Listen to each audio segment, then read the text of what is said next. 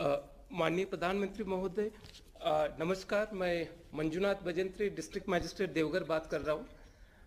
Sir, उस दिन सूचना जैसे ही हमको मिल गया तो हम वहाँ तुरंत एसडीओ को भेज दिए और उसके बाद एनडीआरएफ को भी इंफॉर्मेशन देते हुए मैं और एसपी साहब वहाँ पहुँच गए और सिचुएशन का हमने सबसे पहले असेस किया।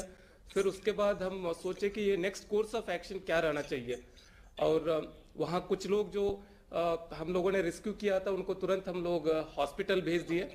फिर सभी लोगों से बातचीत करने के बाद वहाँ जो केबल कार के कंपनी के जो एक्सपर्ट्स हैं, फिर उसके बाद एनडीआरएफ के टीम की वजह से फिर उसके उनसे और जो लोकल टीम वहाँ लोकल लोग जो है उनसे बातचीत करने के बाद हम लोग यही नतीजे पे आए कि इनका रेस्क्यू जो है एरियल सर्वे से किया जा सकता है, ये और दूसरा कोई माध्यम नहीं है। तो हम लोगों ने तुरंत राज्य सरकार को इसको सूचना दिया। फिर वहां से भारत सरकार से अनुरोध किया गया कि जल्द से जल्द राहत हमको किया जाए।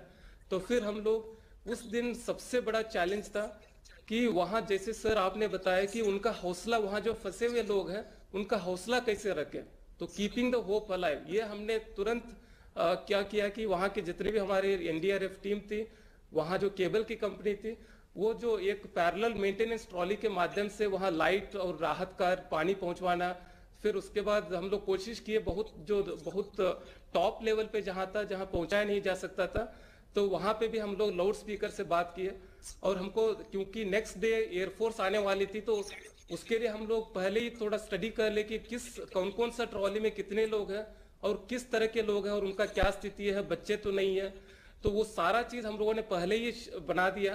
तो उस दिन हम लोगों को जो चार्ट बना दिया कि 12 ट्रॉली में 48 लोग हैं, हर एक ट्रॉली में कितने कितने लोग हैं, वो सारा हम लोगों ने बना के रख दिए।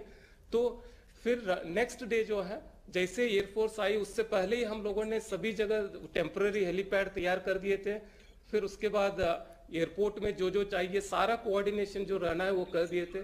और उस दिन सुबह सुबह जब आईटीबीपी और एनडीआरएफ की एडिशनल टीम भी जब आई, इंडियन आर्मी भी आई, तो वो सभी लोग जाते थे, देखते थे, अरे ये तो इतना ऊपर है, कैसे निकाल पाएंगे। तो सब लोग आते थे, बोलते थे हाँ ये तो एरियल से ही निकल सकता, और कोई रास्ता है ही नहीं। तो फिर हम लोगों ने एयरफोर्स जब आई सर तो इसका रेस्क्यू शुरू हुआ। उस दिन 33 लोगों का जो फर्स्ट डे रेस्क्यू हुआ। और उस दिन सर एक घटना मैं बताना चाहता हूँ कि सुबह सुबह मुझे लगभग 4 बजे जो कॉल आया, क्योंकि हमने भी रात को जिन जिन से कॉल हुआ था उन सब से बात किए थे। तो एक व्यक्ति बोले कि सर हमको जल्दी निकालिए ना, क्योंकि हमको सुबह सुबह हमारे घर में बच्चे का स्कूल बोर्ड एग्जाम है। तो मैंने उससे मुझे कॉन्फिडेंस भी आया कि इनको पूरा हौसला है, हम लोगों ने जो भी दिया है वो सारा चीजें इन लोगों के पास। फिर और एक व्यक्ति ने जो रात को 2 बजे हमने फोन किया था, तो वो सुबह लगभग 4 या 5 बजे मुझे फोन करके वो बताया कि आप बता रहे हैं कि हेलीकॉप्टर आ रही है, ये क्या नौटंकी चल रही है, हमको क्यों नहीं आ रही है। तो सर हमने बताया कि नहीं नौटंकी नहीं, हम लोग तो आने वाली है, जैसे सनराइज होगा तो आएगा। तो उन्होंने बताया कि जल्दी से हम कब तक बैठे रहेंगे यहाँ, जल्दी से बुलाए। तो फिर हमको लगा कि इनका सभी का हौसला है और इनका होप पूरा है और हम लोग कर पाएंगे sir.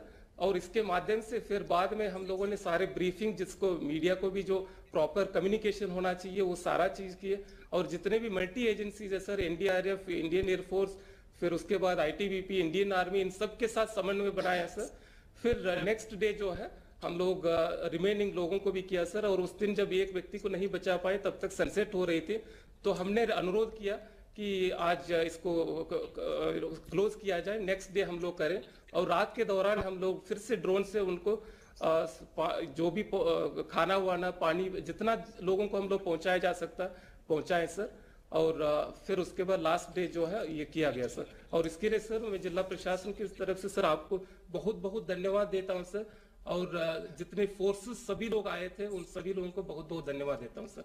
Thank you sir. Manjunath ji, आपका तो टेक्नोलॉजी का बैकग्राउंड रहा है, इस रेस्क्यू ऑपरेशन में आपकी इस पढ़ाई का भी उपयोग हुआ क्या?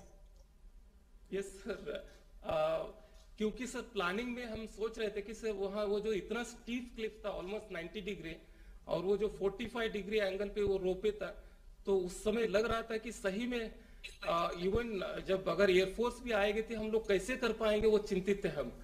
उसके बाद जो हमको प्लानिंग में खासकर यूज हुआ सर, उस समय रात को ही हम लोग पहले ही पूरा तैयारी करके रख दे, एक एक ट्रॉली में क्या क्या कौन लोग हैं और उनका क्या स्थिति है, ताकि सुबह रेस्क्यू करते वक्त उनको पता चले कि कहाँ बच्चे हैं, कहाँ महिलाएं हैं, तो वहां ज्यादा फोकस करें सर। और इतना ही नहीं सर, वो उसका हम लोगों ने वीडियो बनाया, जो ट्रॉली जो है हर एक ट्रॉली का उसका डायमेंशन रफ और पूरा 360 डिग्री एंगल, और वो इंडियन एयरफोर्स के हम लोगों के जो ग्रुप कैप्टन साहब थे उनको दे दिया सर, ताकि वो लोग अपना स्ट्रैटेजी बना पाए, कैसे किस तरफ आउटसाइड डोर है, कितना केबल से जो सी है उसको अंदर कैसे जाना है, उन्होंने उसकी स्ट्रैटेजी बना के वो लोग कर पाए सर। देखिए, इस तरह के हादसे दोबारा ना हो ये बहुत जरूरी है। इस हादसे से जुड़े जो भी आपके अनुभव है उसकी जानकारी बहुत अहम होगी। स्थानीय प्रशासन के अन्य लोगों को भी आप मेरी तरफ से साधुवाद दीजिएगा।